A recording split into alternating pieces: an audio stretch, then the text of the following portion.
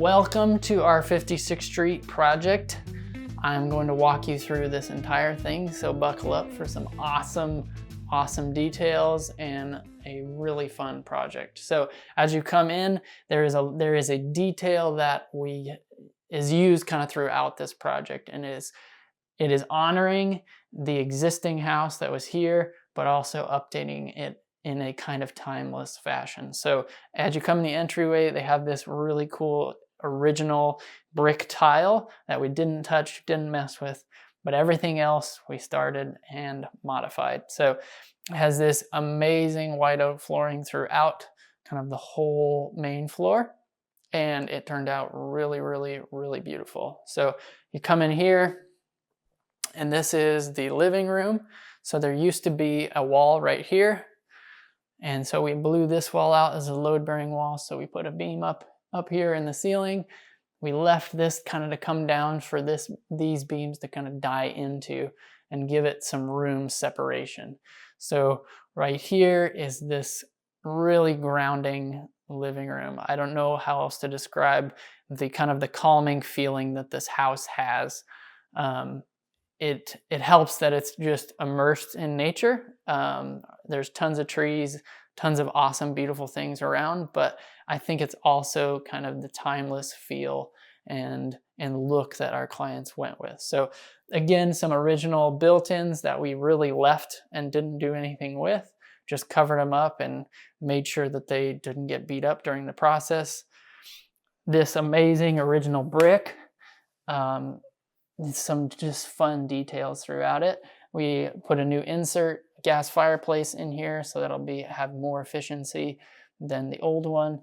And then this wood floor just kind of seamlessly transitions into this brick, and I just love how this turned out. There was some beams in here before. There were some pretty heavy kind of cedar beams that were painted, and they just kind of felt like they were coming down on you. These amazing walnut beams that Rob created just feel super, super detailed, but also, again, that same calming kind of grounding feel. Mantle matches that same walnut. And over here, we had a big debate in kind of the beginning planning stages of what we do with this window. There was big curtains over it, and so it felt kind of dark. This house has a ton of windows, but it also has big eaves and overhangs, so you don't get super direct sunlight, and our clients were really worried about that feeling too dark in here. So that's one of the reasons why we took out walls and really got everything brightened up in here. So the debate was, do we make it wider? Do we make it taller? How do we get more light in here? And so what we actually ended up coming to was obviously getting rid of the curtains that would make it feel bigger and make it feel like a brighter opening, and then also getting this white paint on it to kind of reflect that exterior light. And it feels like it's supposed to be there. It feels like that is what was meant to be there. Still functions really well, still have crankouts. And it is a really good piece to put in here as well. So let's pop over to the kitchen. I absolutely love this kitchen. There's so many details that I wish I could do in my own house. So again, there was a wall here, a wall here. So there was a door into the dining, and then another door into the dining there, and then another door into the kitchen here. So got rid of kind of the conglomerate of doors and openings and opened it all up, but still allowed some separation. So that is one of the reasons why we leave these beams kind of down. We could have recessed it, but leaving it down kind of gives you that, like, this is kitchen, this is living room. And that's kind of why we did that. So you come in here, what it used to be was there was refrigerator here and some pantries, and then it was basically kind of a U-shaped kitchen right here. So plumbing stayed essentially where it's at. We moved the fridge over there. The range is in the same spot. Rob did an amazing job. You'll see a lot of these slide-in ranges not looking super great. because there's gaps all around them. And we worked really, really hard to make sure that there was no gaps, and this felt very seamless built in here. This hood is just a really cool piece that we kind of added in the end. The plan originally was to not have a hood, and the more and more we talked about it, the more and more we just wanted something to kind of help, again, define the space between the dining and the kitchen. And so Rob designed this with our clients, and it just turned out really, really cool. And it's a circulating fan, so it just comes back out, but it goes through a charcoal filter. So it still circulates and still takes stuff out of the air, but it's not getting pumped all the way outside. Island countertop. They picked one of the coolest pieces of quartz that I've kind of ever seen, quartzite, and it has this leathered feel on it, and it just feels really, really cool. Feels super natural, again, grounding, and just feels really calming. Tons and tons of storage in this kitchen. So we have drawer banks on either side of the range. We have 3 drawer banks over here, all good, really good sized drawers. So you can fit tons and tons of stuff in all of these drawers. And of course, they're all slow close. We don't do it any other way. Bring it over here. This is kind of, these are the only 2 uppers in the kitchen. Well, I guess over the refrigerator. But we wanted to kind of make this, we went back and forth with, should these be floating shelves? Should they be cabinets? We ended up going with cabinets and some glass fronts just to kind of brighten it up, and it kind of mirrors the desk over there as well. So you come over here. So we took the refrigerator from over the corner, the dividing wall over there, slid it over here. So all of your appliances are kind of right in the same spot. So anytime you're working, cooking, baking, you are within reach of everything that you need. Come over here. Tons of storage.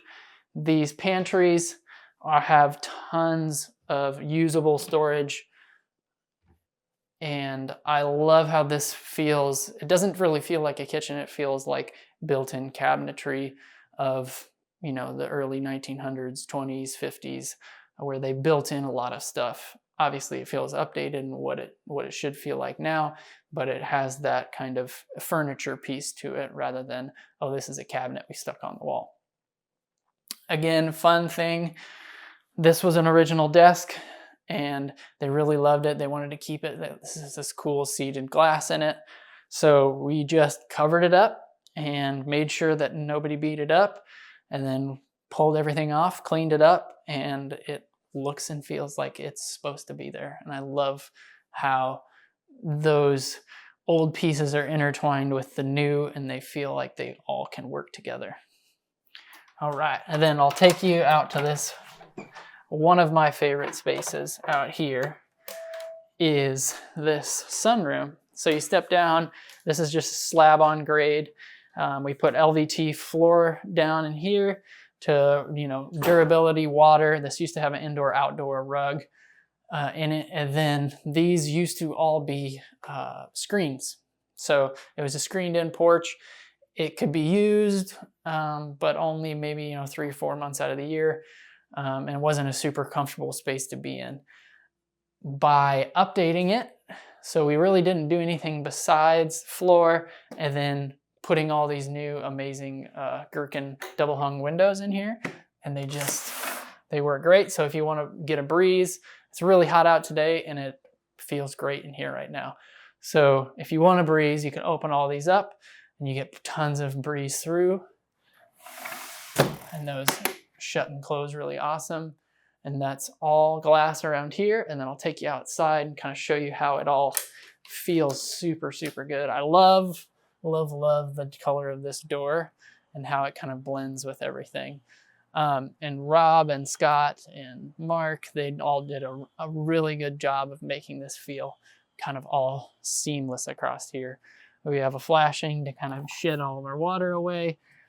And then all of this is kind of just seamlessly put together, and it just feels really, really cool. And I love how this sunroom turned out. So I'll take you back inside. All right, I'll take you to the powder bath.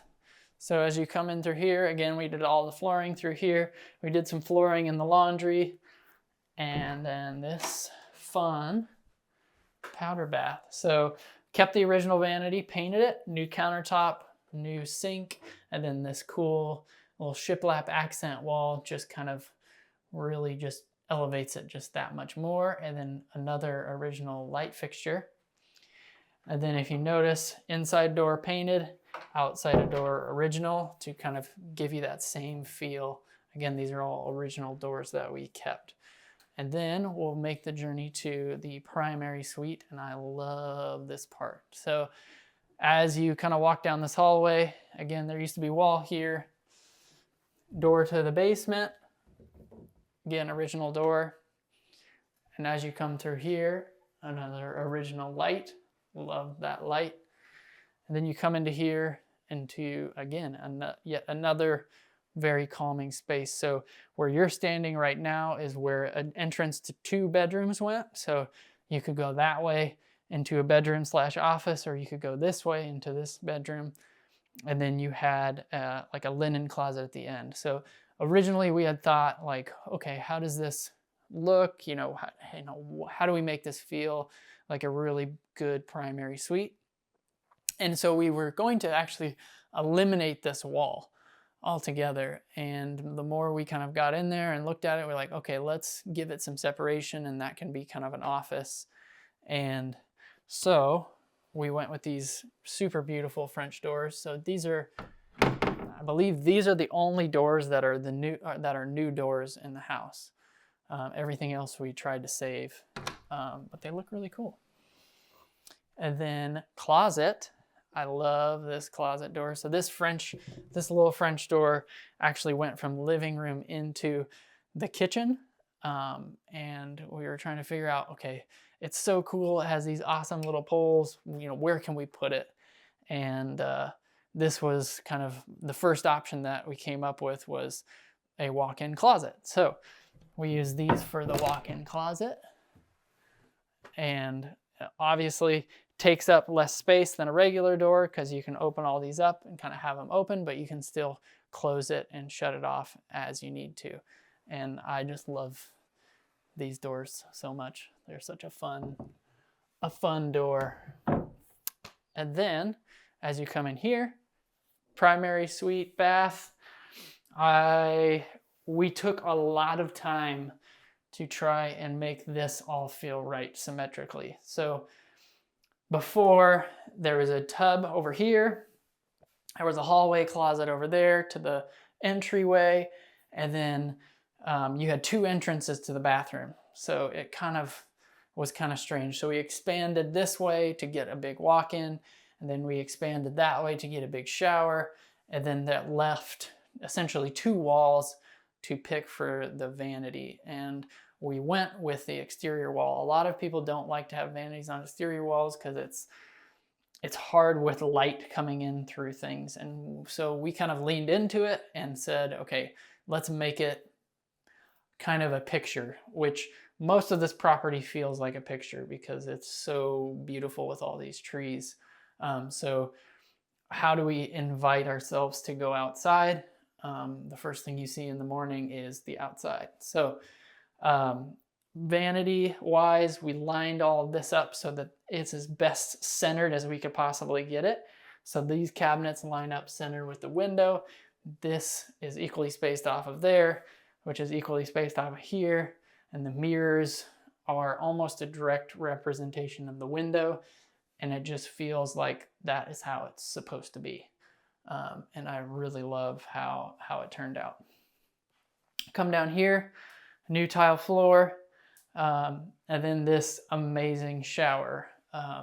They wanted a large shower. They didn't really care a ton about a tub, so we designed basically a big walk-in that will be able to last them a super long time and be able to kind of live in this house forever. So 0 entry. So we lowered the floor, the subfloor down to the same height as the floor joist, plywooded in between the joists, and then built up the floor from there. And that's what allowed us to get this kind of seamless transition. This is about 6.5 feet deep. I wouldn't recommend using a zero entry shower if you have any less depth, because it could splash out and then you're getting splash out water into here. Other fun thing that I love to do on showers like this, where you have an entrance at the end, is we moved our shower valve, right to the corner here. So you turn it on right there. You can warm it up. You can do whatever you need to while the shower warms up. And then you can get in, and I love how that feels. Again, these tiles are super fun. So the large format tiles I really like working with, because especially if you can get the grout kind of to match like how we have it here, it feels almost like a slab of quartz or granite without the cost of slab or quartz or granite. So love how that feels. Again, in here now, I don't know if you know or not, but they have grab bars that actually look good. So these all match together and they feel really nice. And then behind here, why we put grab bars here and we have a bench seat, like a fold down bench seat right here, is there's blocking throughout. So what blocking is basically either a 2x10 or 2x4, some sort of thing that goes between the joists or the wall studs that you can screw into, so you don't have to find a stud to hit something solid. So these grab bars are not going anywhere when you could put your whole body weight on it and it's not gonna have an issue. So if you have the chance, the opportunity when you're remodeling, put blocking in for future thinking and record where it's at, and so you can use that. So that is the 56th Street project. I hope you enjoyed the walkthrough.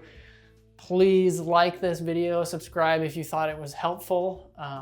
If you haven't, jump over to our Instagram and check that out too. I hope you enjoyed it. See you on the next one.